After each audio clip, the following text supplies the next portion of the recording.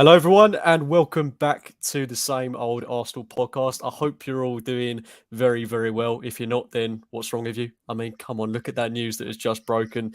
Honestly, these past 24 hours, I've been erratic pretty much. It's just been so hard to keep calm with the news that Arsenal have just reached an agreement to sign Declan Rice. But I've not even started the show, and we're already going off on a massive tangent. This is one in, one out, one bangs. But I think before we get into the actual premise of this show, we've got to talk about the breaking news. But before we do that, joins with three wonderful guests.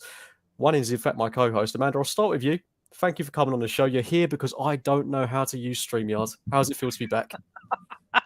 This isn't my show. This is alien to me. This is Chris's show and your show. I was only here 2 days ago talking to Guns and Yellow Ribbons, and it was great. And I remember saying to Fergus, "Do you trust Edu to get the job done?"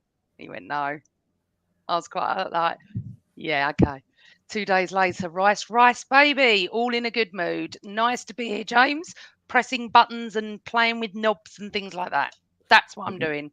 Careful where you say that. And Danny, fantastic to have you back on, mate. It's been way too long. How are you keeping?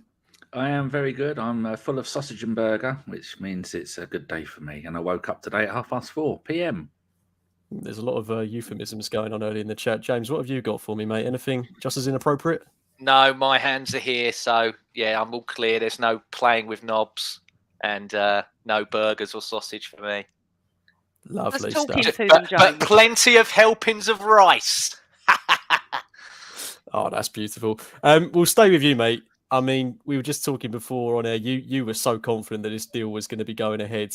It looks like, fingers crossed, toes crossed, touch wood, that with the news that Ornstein has just tweeted that we've reached an agreement with West Ham at long last, that we've got our man. I mean, what a signing, what a statement of intent this is from Arsenal. Yeah, it's amazing. I think a lot of people, as well as having big helpings of rice, have got to eat a lot of words tonight as well. You know, I've seen a lot of slander towards someone that was a invincible and a double winner for this club. Oh, he can't get it done. He can't do this. He can't do that. Well, he met my godfather at the races the other day with Sol Campbell, and he said, trust him. He knows what he's doing.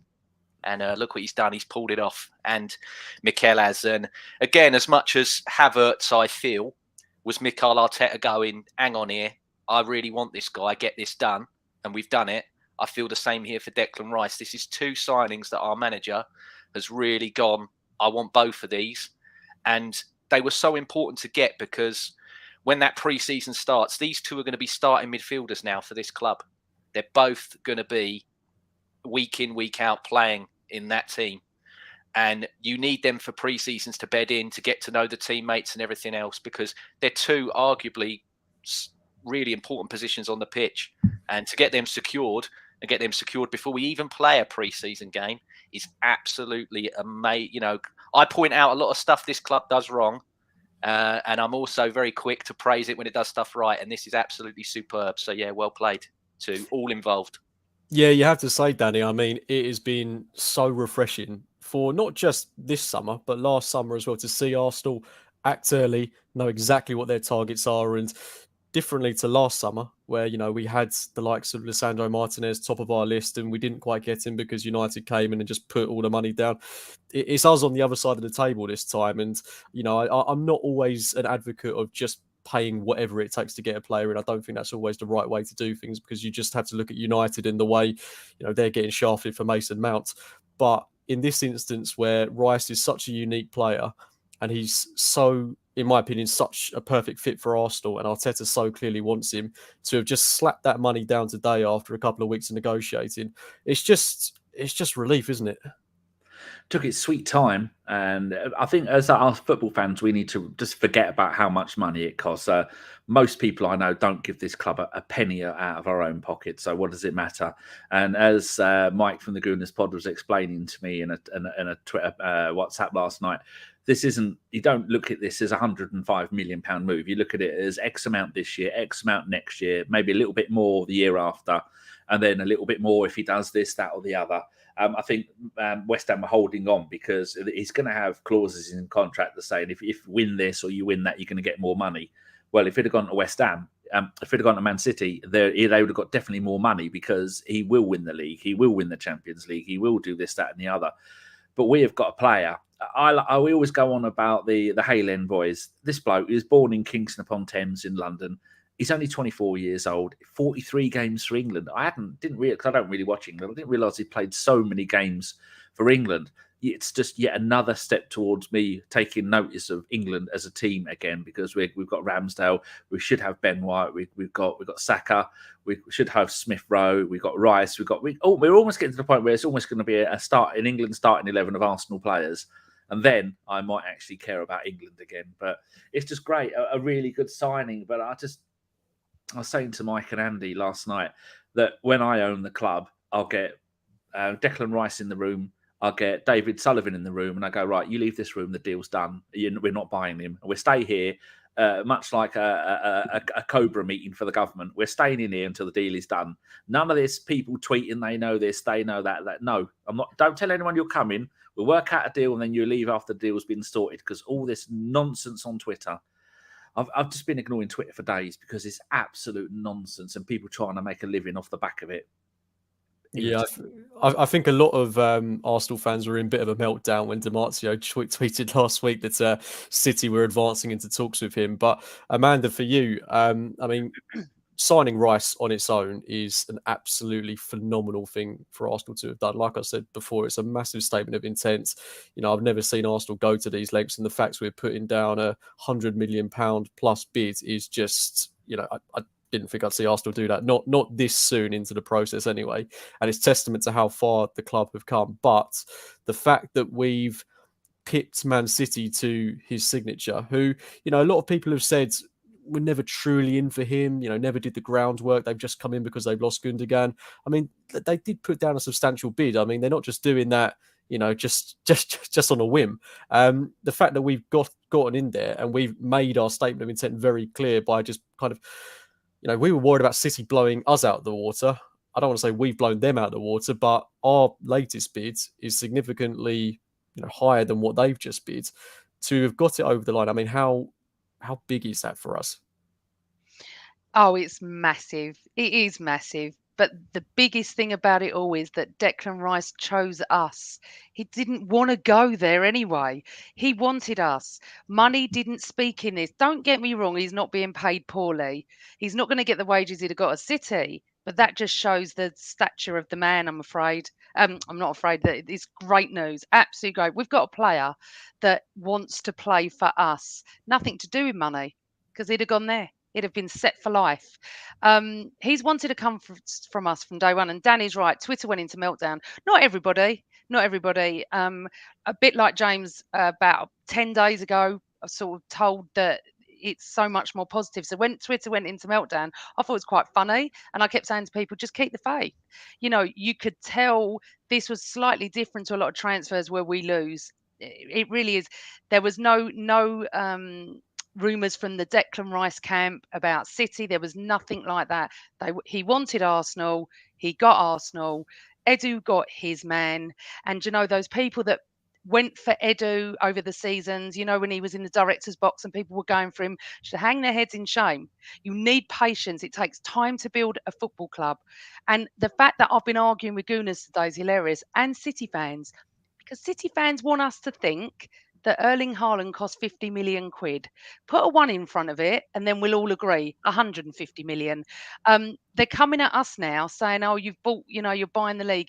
Everyone buys players to try and win trophies. They're on a different level, and I think that's what they need to understand. However, it's not about them. It's fantastic news. And I think that's the start. We know Havertz is virtually done. We've seen promo videos. I don't know if we've seen these, but we've seen it. And again, as I will say to everybody, give Havertz a chance, because not a lot of people want him. No, Jorginho done the right for us. Ramsdale, the list is endless. But the club have done so much right, extending many contracts, James, as well. And, you know, they've got a plan. And this is what I felt over the years we didn't have much of. And now we've got a good plan. I feel confident. Last season's pre-season was awesome because obviously Jesus joined us. This season, I mean, Declan Rice, what a player. And a bit like Danny, I don't watch England at all, but I think if some of our players like Saka, I mean, ESR scored last night, start playing for England, I'll probably start watching. Yeah, it's interesting that you mentioned about the whole money thing because I've seen a lot of City fans, a lot of rival fans saying that 100 million is ludicrous, but it's what you've got to pay to get these sorts of players in. I've got no problem with it. It's not my money, and I think it's a great And that's signing. James's, sorry, that is another thing I've been arguing about today. It's not our money. They don't listen to us anyway. It's not our business. We are supporters of the club. If they want to spend 300 million on a player, that is their business to do it, James. It's not our money. Everyone needs to remember that. You can have an opinion, absolutely, but 105 million and what Danny was saying about what Mike was saying, it is over a couple of years as well. And let me tell you, in shirt sales alone, can you imagine how many people are going to go and get the new, probably mental second away shirt with Rice on the back of it? I'll be one of them for sure. But all I was going to say was about that. I mean, it's taken us a long time to get into a position where we're able to spend this sort of money. I can't remember a time when we laid out significant amounts. And okay, we have done it in previous years. I'm not going to deny that. We spent money on players like Pepe who haven't worked out. When we haven't got the right projects, we haven't got the right direction. You go back even further, we've spent money on the likes of Mustafi, Lucas Perez. But in terms of huge outlays, I think obviously Pepe aside, this is the first time we've really done that.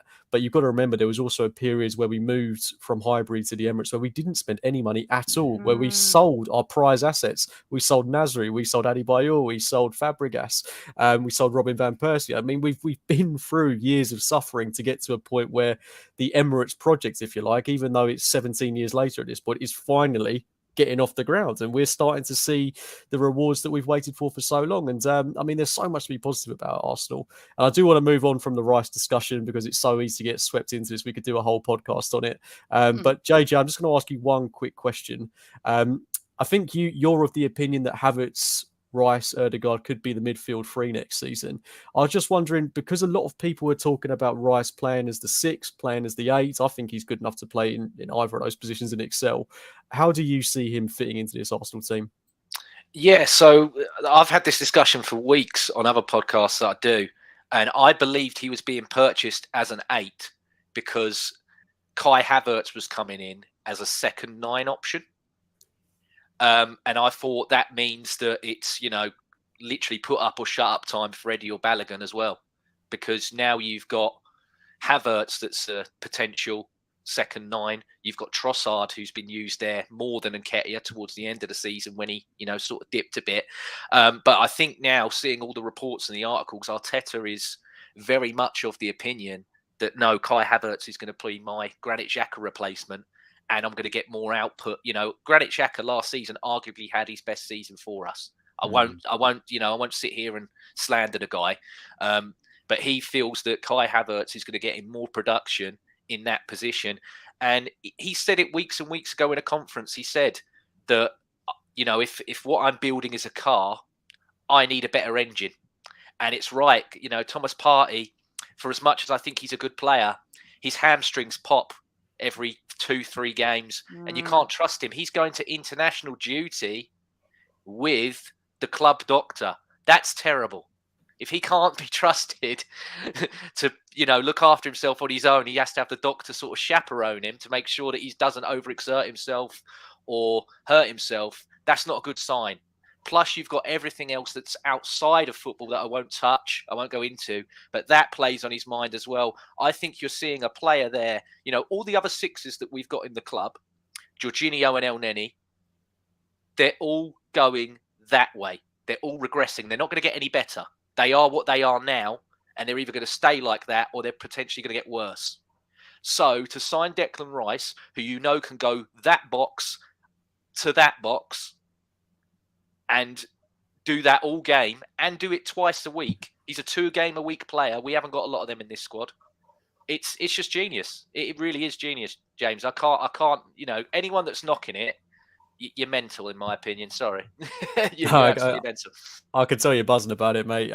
Danny, for you, I mean, it shouldn't be forgotten that we have also spent 65 million quid on Havertz.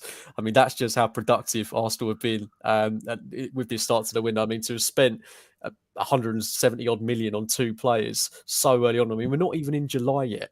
Not even in July. It's absolutely crazy. Havertz is kind of like the Fabio Vieira of this transfer window. Came out of absolutely nowhere. No one I thought you were expected going him. to say style-wise. No. But I mean, how do you see Havertz fitting into this Arsenal team? So I mean, JJ, I think, is of the opinion that Rice sits at the 6. Havertz is one of the 8s alongside Erdegaard. My only slight gripe with that is that I'm not sure Havertz has got the defensive acumen to do what Xhaka did this season. JJ's disagreeing, but Danny, I'm going to let you have your say. No, I am do you think agree. about You're spot on. Yeah, Spot on? you're not gonna get Kai Havertz doing that Granit Xhaka tackle at Newcastle away. No chance. So no, you're spot on, mate. Defensively, he's got to work on that big time.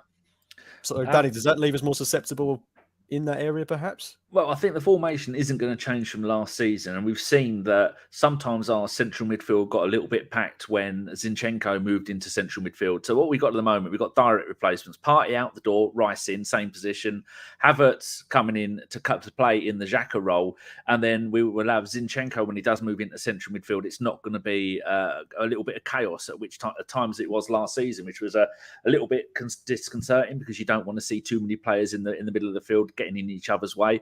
You won't, like you were saying, Cookie, you're not going to see Havertz tracking back and getting the ball. But Xhaka, when he plays his best, when he was playing in the Bundesliga before we bought him, he didn't do that tracking back kind of defensive thing. He wasn't asked to, but it's just another, like when we bought Mikel Arteta. Wenger played when he was at Rangers and PSG and Everton. He was almost like their Dennis Bergkamp. He was playing in the attacking midfield role. He was a wonderful player. Wenger brought him to Arsenal, and like he used to do so many times wrongly, went, "Oh, by the way, I can't afford it." There are no DMs in world football. Like at the moment, there's a shortage of quality centre backs. Back then, shortage of really good defensive midfielders, and he didn't want to spend all the money. So I went, well, you can read the game really well. You're going to go and play in the DM role, and kind of ruined Arteta's career because he got kicked and tackled all the time, which caused all of his injuries. And so that we're going to get someone like Rice coming in who's really clever. That's what we need. It's the kind of quarterback role, isn't it? You need someone who can read the game so well. I mean, you look the way Saliba does it. You watch Saliba. He is like he's in Matrix. He frees his time and reads the game. Whereas Gabriel next to him just runs around kicking people and gets away with it because he's a bit of a thug when it comes to being football. You need intelligent players who can read the game. And Partey, as great as he is, his heart isn't in him. He's got stuff going on, like James tried to avoid. He's got stuff going on that is going to be on his mind, and he needs to go somewhere. He's got his bucket, his spade, he's got his flip flops. They're not sliders, they're flip flops, you morons. And his bucket, and he's off to play in the sand. Hopefully, get rid of him. He's just going to be that is going to be a problem we don't want at the club. And I think part of the reason why he went the physio went on international duty with him is just to make sure he behaves himself, and because these players tend to think, oh, no one ever says no to me. And I need someone there to keep an eye on him. But the players coming in are direct replacements for what we've got. And it's going to be fantastic because we saw last season that we broke our Premier League record for the most number of goals scored in the season. And we weren't even trying. That's the good thing. We've now got goals from even more positions. And one other final thing, I tweeted last night, only a few years ago, you could have bought West Ham for the money that we're paying for Declan Rice. I've got the details here. 2010, 2006, the Icelandic group bought West Ham for 85 million. 2010, the Sullivans bought the club when the club was valued at 105 million. So we could have bought the entire club 13 years ago. Stick that up your bum, West Ham fans. Danny, he doesn't just go around kicking people, Gabrielle. And someone's actually said that. He's a monster. Oh, I love him, but he don't go around kicking people. He's the Martin Keown of modern day football. He just goes out there and roughs people up. And Sol Campbell was the Saliba. You have to have a little bit of yin, a little bit of yang, and luckily that Saliba is there to do the wonderful passing. Mm. You know, I do actually think Gabriel's passing game is a little bit underrated. He does do the kicking stuff. He does get stuck in, but his ability to play a ball, I mean, he's a great player. Yeah, he's all right. I mean, he was one of my players of the season last year, and before that as well. I thought he was absolutely fantastic. Perfect combination. Definitely, and with potentially Timber coming in, I don't want to jinx anything, but I mean, our defensive arsenal is looking absolutely fantastic. But I promise we will get onto the actual premise of this show at one point, at some point. We but have a Amanda, premise. we do, mate, and we'll probably only cover it in about 5 minutes, given the way One we're in, one going. out, of course. But Amanda, Danny mentioned Partey there and him potentially leaving Arsenal. I have reservations about Partey and Xhaka leaving in the same window because it leaves us with, as JJ alluded to before, the likes of El Neni and Jorginho as the backups in that 6 role. I don't think we should be letting Partey go. How do you feel about it? No, I don't want Partey to leave. I said it last week. I'll say it this week. I don't want Partey to leave. But we don't know who else is coming in as well. Remember, this is very public with Declan Rice and Havertz. There'll be another one that we have no idea about, and all of a sudden they'll sign. Nothing said about Xhaka yet, so I suppose they're waiting for Declan Rice to 100% sign. Shame. I really don't want both of them going, but no, I don't want Partey to leave. No, I think it'll be an interesting one. I mean, like you mentioned, there could be someone else coming in. I think after Rice, Havertz, and hopefully Timber are done, I think we'll probably see a bit of stagnation in terms of incomings, which I've not got a problem with because I'm really happy with those 3 signings. I'd be happy to go into the new season with those 3 guys on the basis that we kept Partey, I think. But I think we're going to see a period of maybe a month or 2, or hopefully just a month, because if we go for 2 months, then we're at the end of the window. But if it's just a month, we get rid of all of those players that we want to transfer this. If we could raise about 75 to 100 million optimistically, but I think we've got the players there to do it. Then once that's done, the net spend comes down and we might be in a position to go out and buy someone like a Lavia. I don't think that's a player that we're going to snap up very, very quickly. So I think, Liverpool, for example, who are rumoured to be in for him, if they want to act quickly, they could get that done quite easily. Because I just don't think we're going to spend big bucks on anyone else anytime soon. But do you make a good point there, James, as well, because the best thing about obviously getting all these 3 hopefully in through the door now as well is all these players that we've got that we can sell. We're in no rush because we're desperate to sign somebody. We've done all the main sort of deals that we want to do now. So all these people that come in with stupid bids, we can go to them, jog on, pay us the proper bids, and we can sell them for the money that they're actually we haven't got a rush. Like you've said, we can stagnate now for a bit because we've got the main nucleus of the players that we really needed.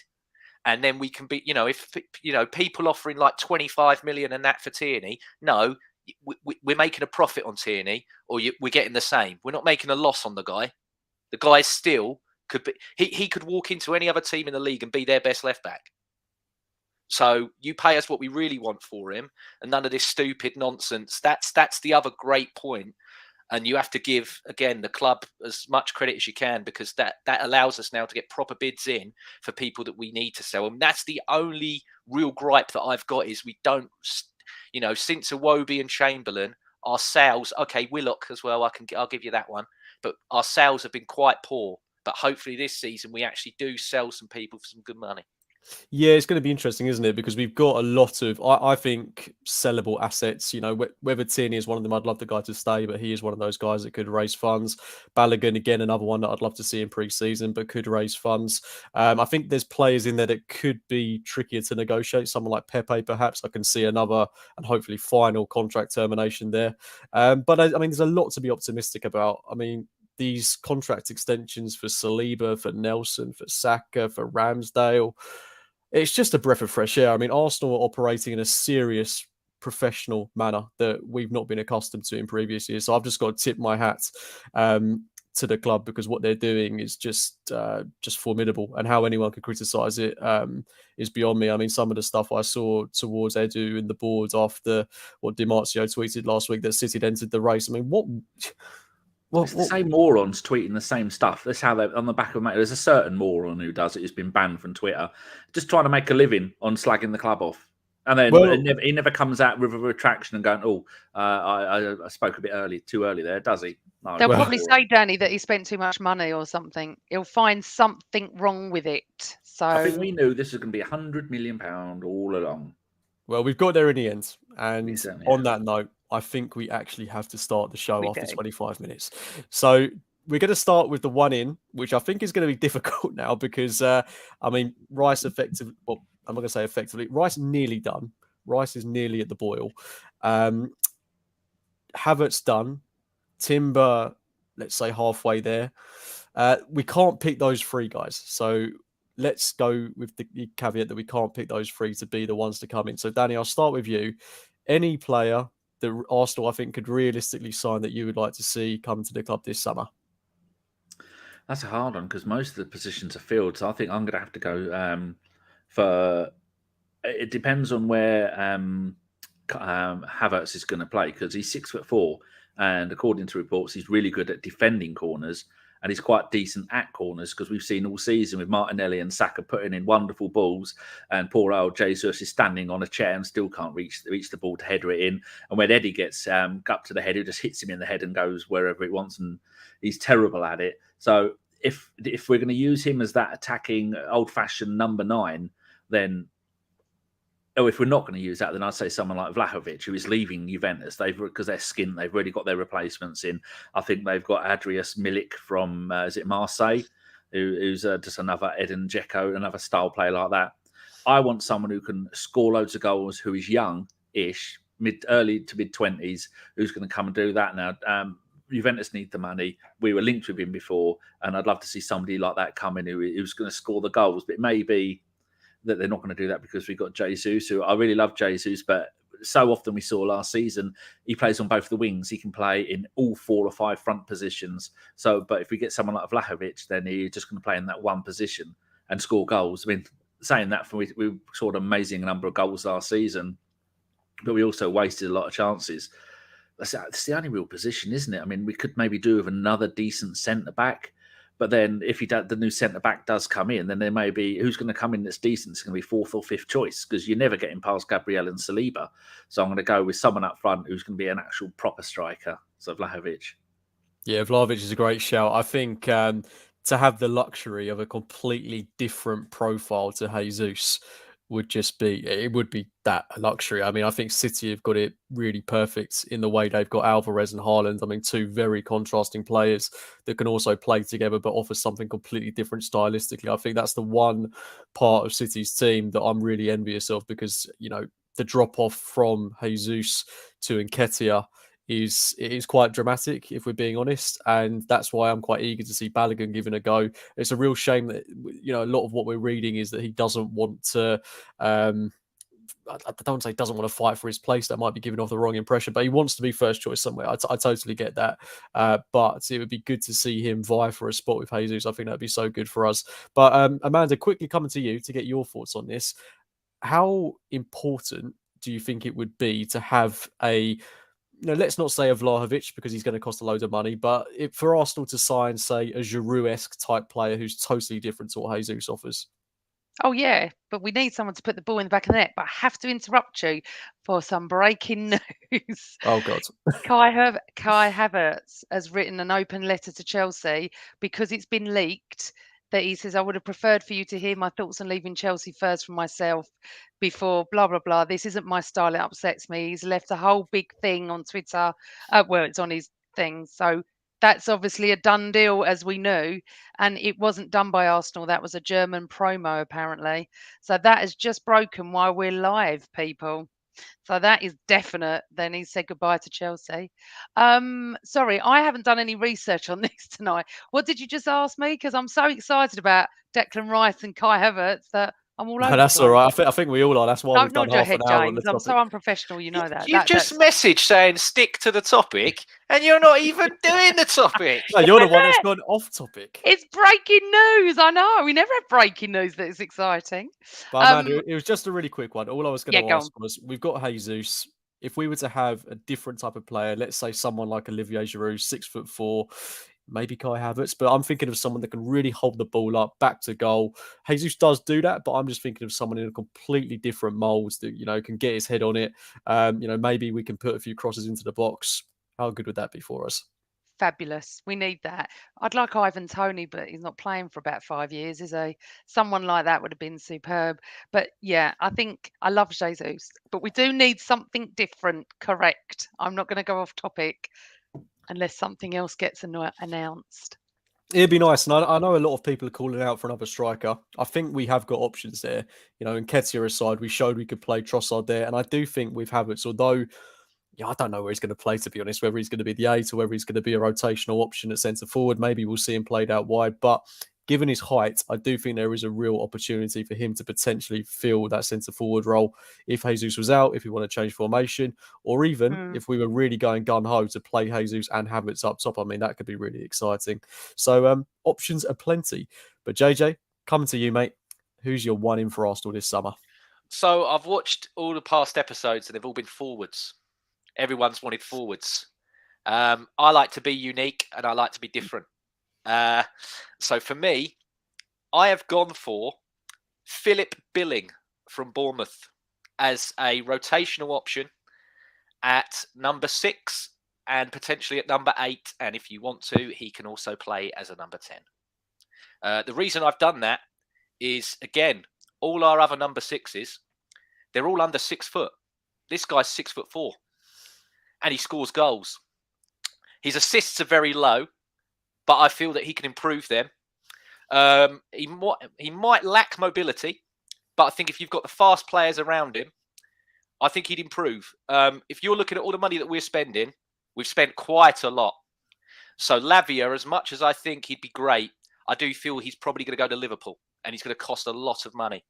You can get Billing for 18 to 20 mil. He hasn't got to adapt. He's not a kid. He's played in this league for a very, very long time. And you know you can trust him out there if you put him out there. So, yeah, I've gone for Philip Billing at Bournemouth. Billing's a great shout, to be fair. It's not one that even crossed my mind, but I remember looking at him towards the end of last season and thinking, wow, this guy is a serious player. I mean, even I like him a lot. Played... Yeah, no, yeah. I totally get what you mean about having such a big guy in the middle of the park. I remember when they came and played us at the Emirates when we had that dramatic last gasp winner, and he was like really dominant in the midfield, and towards the end of the season was really getting amongst the goals. So if you are looking for an alternative that's going to be relatively low cost, I don't think there's going to be clubs sniffing around him. So that's a really good shout. Whether Arsenal will go in for him or not, I don't know, but I love the idea of it. But before we go into our one outs, you can tell Amanda's just itching to get it off her chest. What is it, Amanda? Arsenal have announced we keep moving forward. Kai Havertz is a gooner, official on their website. So obviously he wasn't happy it was leaked. It was all timed together, and it's a really good video that everyone's going to watch after the show. There we go. That's two bits of breaking news. This has just been... I'm struggling not to pass out here. This has been a beautiful evening. We've agreed a fee for Rice. Kai Havertz has been announced. We're on the same old Arsenal podcast. I mean, God almighty. And I've got sausages. You've got and burgers, mate. And burgers. Don't forget that. Thank you, Oliver Fourway. Havertz just been announced. I know, we've just seen it. I'm watching the thing. It's so exciting. It's like breaking news the whole time. We're going to go to one in. What we've done now? One out. Yeah, we've done our ins. And now Danny. You put one player in, one player out. God, in, out. That's funny. Go on, let the man talk. Danny, who are you having as your out? No, party, get lost. Don't need him. Can't have a marquee player who only turns up when he can be asked. When he's on his game last season, he was one of the best in the world for game after game after game. And when you're getting paid the big bucks, and you've got the prestige player that he is, and he doesn't do it, no. And plus, he's got this stuff, the personal stuff. That's going to be a whole bucket load of sausage worth of trouble, and we don't need that at the club. We don't need to be associated with that. Other clubs have been through stuff, and the player doesn't play. I don't want my club to be associated with anything like that. Do you worry slightly, though, that in a footballing sense, it's going to leave us potentially a little bit light if, say, Rice was to have an injury? Xhaka, unpack those bags, son. You're having another season. That's a beautiful idea, isn't it? But I mean, let's be honest. I think we're all of the opinion that Jack is probably going to leave. He seems to have got that deal with Bayer Leverkusen. If they both go, Danny, do you not worry about depth? Not really. I really like James's idea that that bloke didn't he score a goal in like 10 seconds against us this season? Mm-hmm. I just had a look at his stats. He scores goals. He's just come up from the Championship, scored 7 Premier League goals. He's a Danish international. He's a bit of a monster, and we like people like that. And Bournemouth, no one's going to turn up at Bournemouth, and there's just going to be an answer machine. We just have to leave a message because everyone's gone. Everyone's on holiday, and say, "Well, we'll have him." And they go, "Okay, how much do you want? 18 million. All right, certainly. We'll send it around in cash. We'll PayPal you." Well, no, like the cool kid said, we're Monzo, you the money. No problem. Matter of fact, make it 20 million. Why not? No problem. Get it done. Lovely. Bit of experience in the middle as well. I'm really warming to the idea of it now. I mean, I'd love to see Arsenal go in for it. I mean, maybe tomorrow, if they watch this podcast, we'll see a cheeky 20 million bid go in. But just imagine, like, Billing in the midfield, along with Havertz, along with, say, Erdegaard. I mean, Erdegaard's not the biggest, but that is a big midfield. Like, that is superior when you've got Gabriel and Saliba behind them with Timber. I mean, it's a physical It's like team. the complete opposite of Wenger's dwarf days, isn't it? I was just thinking that it is complete mirrored universe. Not even mirrored. It's like the Matrix. What am I saying? Like but the Spider-Verse. That's the one, mate. That's the one. But JJ, for you, who you having out? So, Amanda, you know me. You know what I hate, don't you, in terms of Arsenal? Robbie, North London forever. Half and half scarves. I hate that song as well. But you know what else I hate the most? I hate people that steal a living. Renarson, £780,000 a year. Get out my club. You're a thief. You're an absolute thief. Get him out. Get him out. He puts Lurpak on his gloves before games. I don't trust him. I don't like goalkeepers like that. He's a mistake waiting to happen. Get rid of him. Get rid of him. And he turned down going to Anderlecht because the wages weren't good enough. So I'm like, yeah, because he knows he's getting £780,000 a year sitting at Arsenal, letting the contract rot. So yeah, for me, get rid of Renarson and do it quick. I remember when Renarson first came in, and I wasn't expecting much from him, but he played a few of those early Europa League games, and I thought, oh, he's okay. But then was it one of those games where he came on as a substitute after Leno got a red card, and I just thought, nah. This can't be allowed to be our number two. I don't think he's actually going to be sold. I have a horrible feeling that he will probably go out on loan again until his contract runs down, which, if the club are paying his full wages, then so be it. I'm not really fussed, but, he's definitely not got a future at Arsenal, with all due respect to him. But he is Iceland's number one mentally. But, yeah. I thought it was Kerry Katona was Iceland's number one.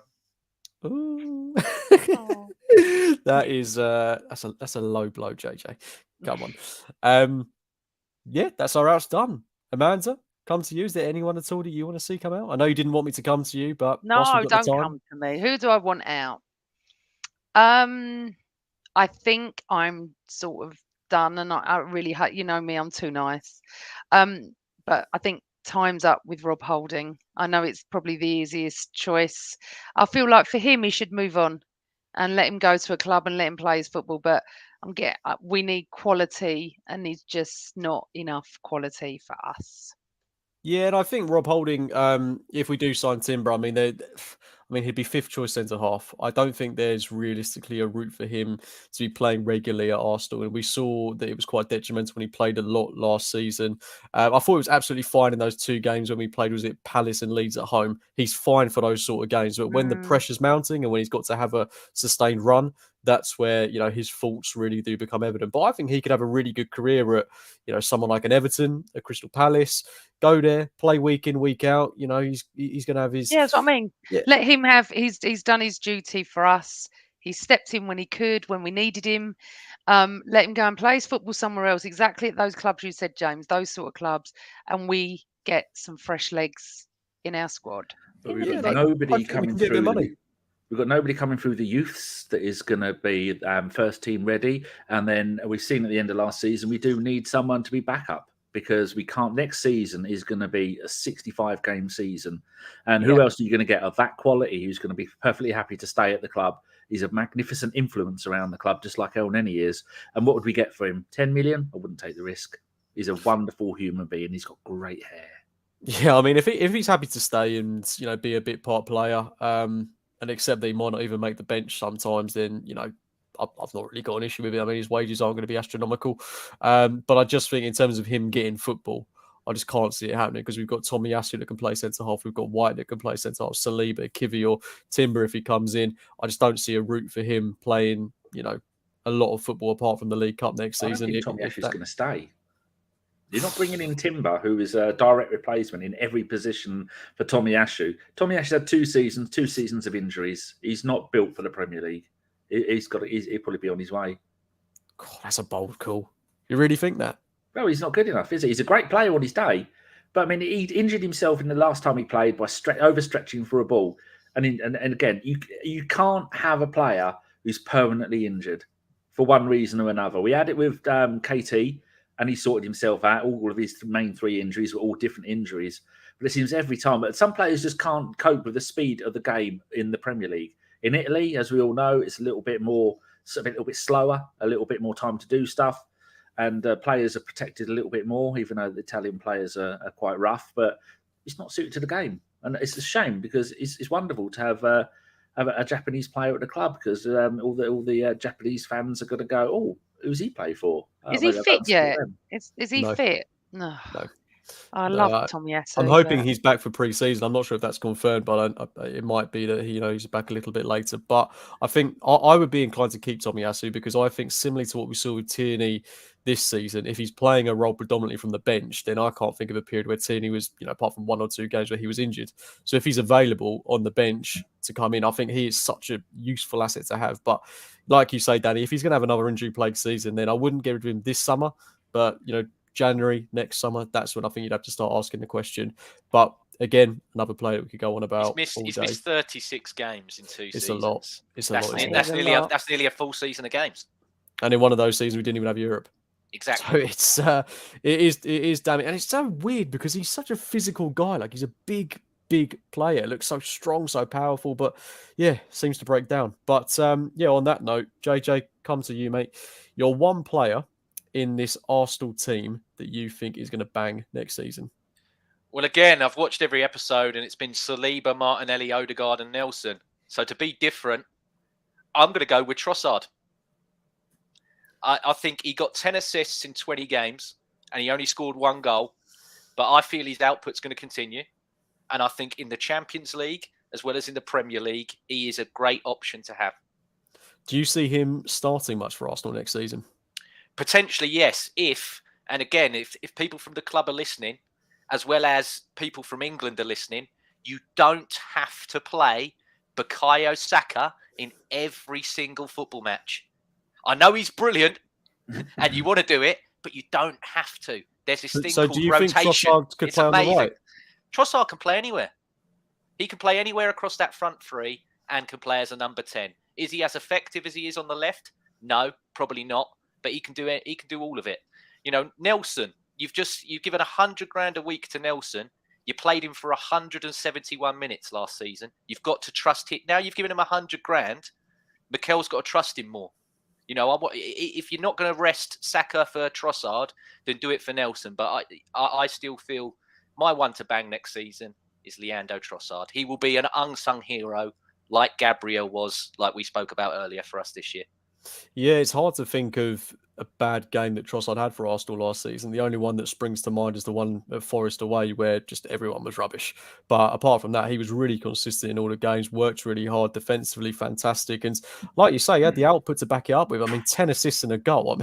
Given that he played 5 months with us, you can't grumble at that. Arguably, he's already banged. So, one hell of a useful player to have on our books. And, I don't think any of us are missing the potential of Mudryk.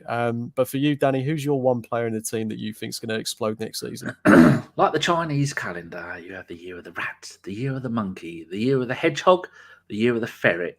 2023-24 is going to be the year of the ESR. That boy, that he's coming back with a bang. He has got something to prove. And like JJ, I'm not going to pick a player who's already been done because it's obviously Saka or Havertz or something like that. But it's going to be ESR.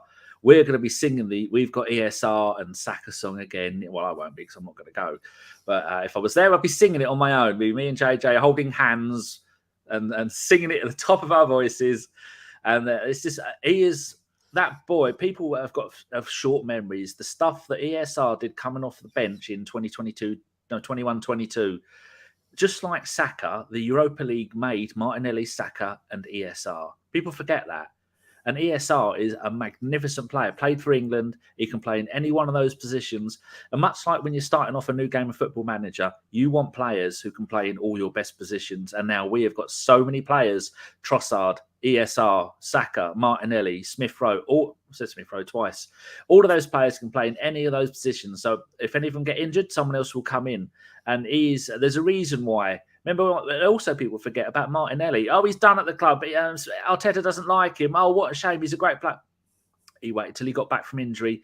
He gave him time to recover, and then he unleashed him last season, and he turned everyone upside down. Smith Rowe's going to do the same. Well, you better do. I thoroughly hope so, because like you say, I loved him the season before last, and even the season before that. I mean, he was such an important player for this Arsenal team, and his goal contributions. I'm not, I wouldn't put pressure on him to get 10 goals and 10 assists next season, but 10 overall goal contributions. I think, given he's coming off the back of this injury and such a stop-start season, I think that's got to be the aim for him. If he could get to 15 goal contributions, fantastic. But if he can just be more involved in the team, that's going to be a big plus. And I think, given that he's going to have the opportunity, I think, to play in that left 8 role and across the front 3 as well, so many options available to him. And I love the fact that the club was so adamant right at the start of the window he's not going anywhere. And I love that he's gone away with England. And okay, it's the Playing under up front, 21s, isn't he? He's playing all over for him at the minute, but he's getting amongst the goals. The goal he scored the other night was fantastic. The way he just ran around is Wilshere-esque. Like, it was almost Rosicky-esque. That's who he really reminded me of. The way he just accelerated, changed the play. Beautiful finish as well. I hope to see more of that next season. And Amanda, I know you're a big Smith Rowe fan. How great would it be to see him back amongst the goals next campaign? I just think Arteta knows what he's doing with him. Slow, easy, back in, similar to what Martinelli did, is what Danny said. I think it will be his season next year. If it's not, and he doesn't produce, I can see someone coming in from the end of next season. I don't want that at all, because I think he's a fantastic prospect. He was just a little bit unlucky with the injury. We met someone on holiday last summer that spoke about an ex-footballer. Actually, we met on holiday, and we were talking about players, and he said if ESR could get his groin sorted, he'll be okay. I didn't even know he had a groin problem at that point. So hopefully, got it sorted, unleash, and he could be the one that bangs. I think that's what you say on this show. So yeah. Yeah, I'd love to see it. Him and Vieira, I think, are in for very exciting seasons, because Vieira was my other choice. Yeah, I think with Rice coming in, it just gives us a little bit more security defensively. Whether he's going to play as an 8 or a 6, I think just his presence and ability to cover so much space will allow someone like Vieira or Smith Rowe to just do what they do best, get into positions, get into pockets of space, and just be the creative outlet we need them to be. So this Rice signing, I don't think it should be underestimated, because I really do think it's going to allow the likes of these more fringe players to take their game to the next level. But I think that's it from me, Amanda. I'm now happy to hand over to you for the questions and the conclusion of the show. I'm like your little assistant. I know. Right. Just different things I'm going to bring up. Karen Russell, welcome to the show. Hello, everybody in the chat room. Thank you for all your brilliant comments tonight, by the way. Can you mention that the Cronkies have spent very big on players in the States, which is why they've won trophies recently, and now it's our turn? I wonder why all of a sudden, boys and girls, that they're spending money, because they haven't really gone this far with us. That is for sure. Well, they've finally got full ownership, and I think now, considering that Stan's moved away and Josh has come in, and bear in mind all that Super League debacle, I remember Akil screaming at him. I think he started to learn, and you know what? I think he started to like football as well. I used to get the opinion that this is just a portfolio piece. I don't really like this sport, don't really understand this sport. But I think he's come here, he likes it, he understands it. When the Nuggets the other day won the basketball playoff, they all went to some big elaborate party, and they were all drinking out of this, drinking out of that. The whole time, he had his black Arsenal cap with his gold cannon on. He didn't take it off. Every picture, he had that on. And he said, they're the last, I've won everything, like that comment just said. They've won everything with every other team they own, but us. And he's like, next is, I want Arsenal to do it. So here we go, to spend 105 million on a player, it's a big statement of intent. How much did Kyle Havertz cost us? Do we know? 65. Yeah. They just spent 170 million pounds on 2 players. Well, this is it. Everyone keeps talking about, we're like the Avengers, Arsenal. We go through this phase, then this phase, then this. The next phase is winning. It's the winning phase now. And hopefully that's what we're going to do. We come back. We were 2 games away from winning the league this year. Let's see how close we get the next one. Got to get that Yes, train. Me mate. and Carl got to get that train back up, you know. Sultan Muradhan, friend of the show. Question to the panel: who else do you think Arsenal need to bring in to bridge the gap on Man City? Should we go to Danny on that one? Mbappe. Need someone up front who's going to score you 30 goals a season, or have players in the team that are going to help you reach 90 Premier League goals. But the other way to look at that would be depth in the squad in defence, so that you don't have to need to score 90 Premier League goals to win the title. You only concede 15 Premier League goals, because our number of goals we conceded last season was an absolute joke. From Christmas onwards, we were an absolute mess at the back. Sometimes injuries, sometimes Ramsdale.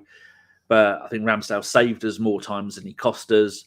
Every one of those players will have had another season to gel.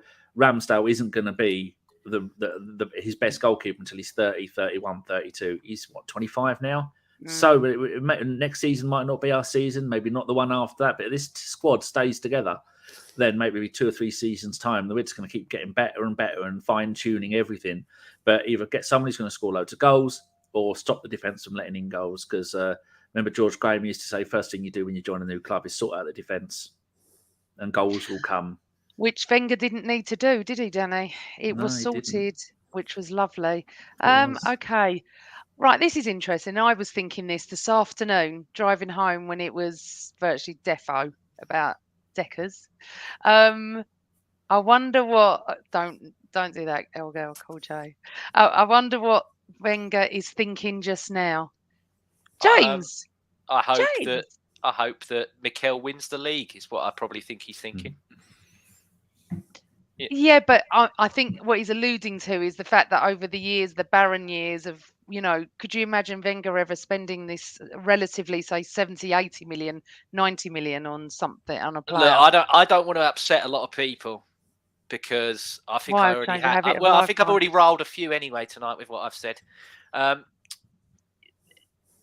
man wasn't stubborn. Mikel Arteta, what I will say is he has the balls to go to him.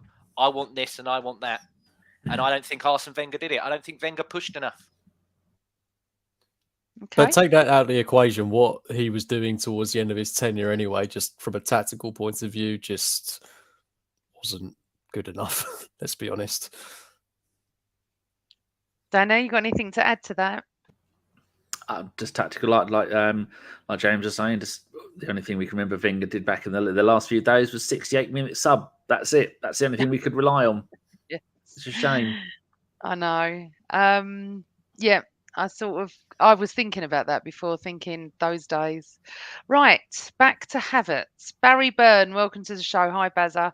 Havertz's position is going to be interesting, along with Timber likely. What is that going to mean with Zinchenko or for Zinchenko? Nothing. Nothing will change. You just potentially have 2 players doing the same thing on either side.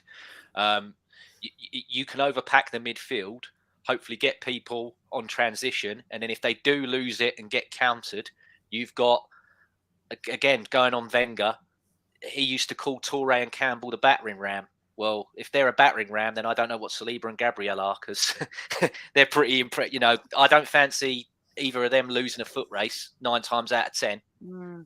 So yeah, you just get exactly the same. It's just flips over on each side. Anyone else got anything to add to that? No, I think it's just basically what you say there, JJ. I do also think it potentially opens the door for Kieran Tierney to play more, because I think if Timber was to play on that right side of the defence, Tierney could slot in as that almost third centre half and then go into a left back role, out of possession. I really do think that's an opportunity for him, and one of the reasons why he might stay, although I think it's highly unlikely. But I mean, equally, you could see Kivior play in that left back role. So I think there's options there. Whether you want to really go ball dominant and play Timber and Zinchenko. I'm talking about the guy like we've already got him, but let's say we do, then you might have a situation where, let's say we're playing Forest at home on the opening day and we've got Timber at right back, we've got Zinchenko at left back. When we're on the ball, we might have like 6 midfielders playing at once because they're both inverting, which is a very exciting prospect. Defensively would leave you very open, but tactically, those players are just genius. So very excited about all the potential possibilities we've got. And that's what we need, because we didn't have it last season. Versatility and possibilities. That's what it gives us. Right, well, following on from that comment, James, Sultan's got another question for you all. Do you think Arsenal will address all the problem areas that saw us drop off last season? What, James, is it? Me? Yeah, you go. Yeah, I do. Yeah. There's still, like we said earlier, there's going to be a period of time now where we're probably not going to get more signings. So just everybody calm down, and then we'll get a few out the door, and then we might get another one, maybe two towards the end. But yeah, I feel that we've done the nucleus of what we needed to do now, and then we'll go forward from there, because it all depends on who we sell. You get rid of a Tierney, you might want another out and out left back. You get rid of a Balogun or an Eddie, you might want another striker. You never know, you might sell both Balogun and Eddie. Then you've definitely got to buy a striker. So all depends on what we're going to be doing. Anyone got anything to add to that? It's all got to be done before pre-season starts. Arteta said that at the end of the season. And we've got the USA tour, and all the business will be done. All the ins will be done. The outs, maybe have to wait till transfer deadline day to get some of those players out, because we've got decent players that we no longer need that don't fit.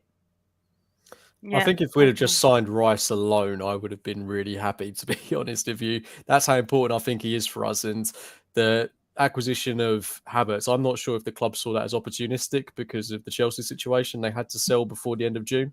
So that might have been one that was on their radar, but because he was made available, we went in suits of him. I think if we are to bring anyone else in, there'll be more opportunistic signings, apart from ones that are, maybe a bit more premeditated, like Lavia. But I think we'll read the market. We'll see what happens over the next 2 months. And then if something arises, which it almost certainly will, if we've got enough players off our books and raise some more funds, then why not? But I think the key issues that we needed to address, centre-half and midfield, we've done that. But I think one more midfielder would certainly wouldn't go amiss. Okay. That's it for our questions tonight. James, have you got anything else to say? What one? Well, cool, Jay. Sorry. Oh, no, thank you very much for having me on, and I hope people enjoyed it. I'm sure they do. And I haven't upset you too much. I don't think you've upset anyone. I can't see anyone in the comments. I upset people by breathing, Amanda. So True. It's the way it is. You are my nemesis. And I wouldn't change it for the world. I love it. True. Danny, anything to add to the most amazing sort of last hour? Just go on Twitter, find all the morons that said this wouldn't happen, and just say, "You're right, having a good day." I will be later. I've got one screenshotted from 7 days ago. That's how petty I can get occasionally when someone comes for me.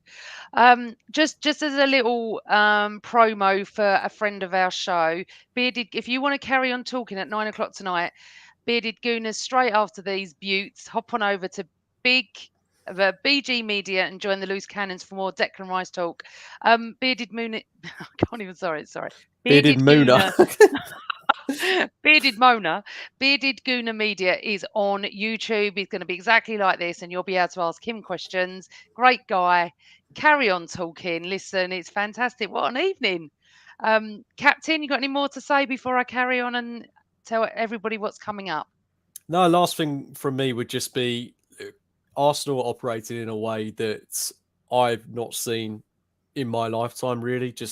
I'm loving how professional it is, how quick we are to act, and how aware the club are of the problems that need to be rectified, and just how good and pure and refreshing the club is from top to bottom. We've got owners that are invested and want to make things happen when previously we've really doubted them. We've got a manager that we truly believe in. We've got a sporting director who people want to throw stick at, but he's doing an absolutely fantastic job. And we've got a group of players that I absolutely adore. It's such a good time to be an Arsenal fan. Gonna have to do a new documentary, James. I think you're gonna have to do a new one. Gonna have to boot it up, mate. I'd love to get Mikel in my room. That sounds weird. Anyway, move on.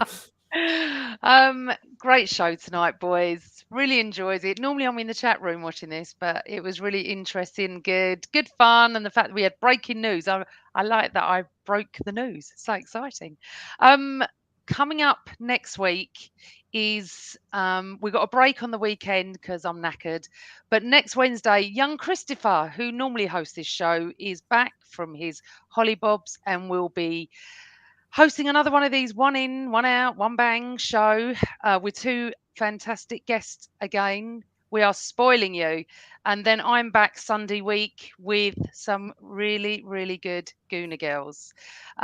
Please subscribe to us all over social media, all over audio and YouTube, because we've got some really good shows. We're going all the way through the summer, all the way.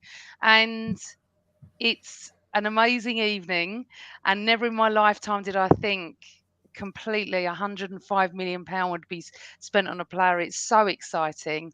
Don't let anyone bring you down. Enjoy it, because I'll tell you something, what a season we're gonna have. It's just gonna be incredible. And as Carl says, can you hit the like button please on the way out? Please subscribe. And unless anyone else has got anything to say, no, I'll say my famous little words and we're going off. Everybody, enjoy your evening. Thank you, Captain. See you all soon. Thanks to these two wonderful guests, Danny and LL Cool J. Always Arsenal. Always Arsenal. Good night.